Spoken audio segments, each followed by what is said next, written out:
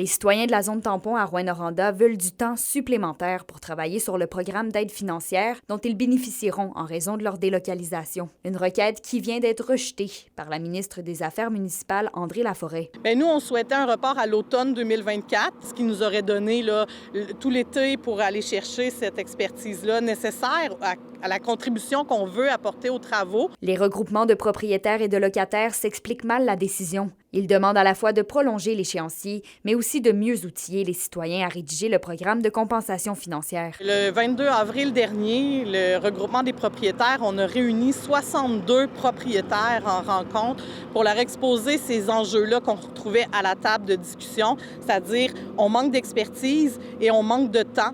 Et unanimement, les 62 propriétaires ont voté en faveur d'un report du délai dans le but d'aller chercher les outils nécessaires.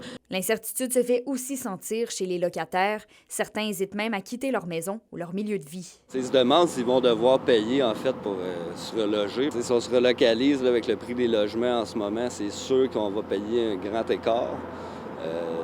Les gens, c'est ça, là, ils sont surtout inquiets de perdre au change là, à la fin du processus. La ville de Rouyn-Noranda, de son côté, appuie la demande des citoyens.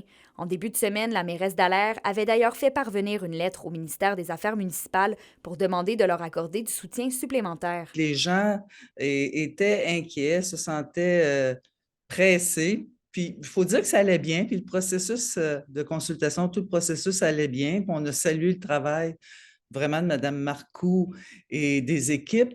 Mais là, on s'explique difficilement pourquoi ce refus. Alors, ces gens-là vivent quand même une grande épreuve. Puis, je pense qu'ils méritaient vraiment que leur demande soit acceptée. Dans une déclaration écrite, la ministre André Laforêt indique que certains citoyens sont impatients de connaître les modalités du programme, que tous ont eu l'occasion de s'exprimer et que maintenant, le dépôt du programme doit aller de l'avant. Si le processus se poursuit comme prévu, les rencontres finales devraient se tenir la semaine prochaine, les 3 et 4 juin. Kémilia Laliberté, RNC Nouvelles, Rouyn-Noranda.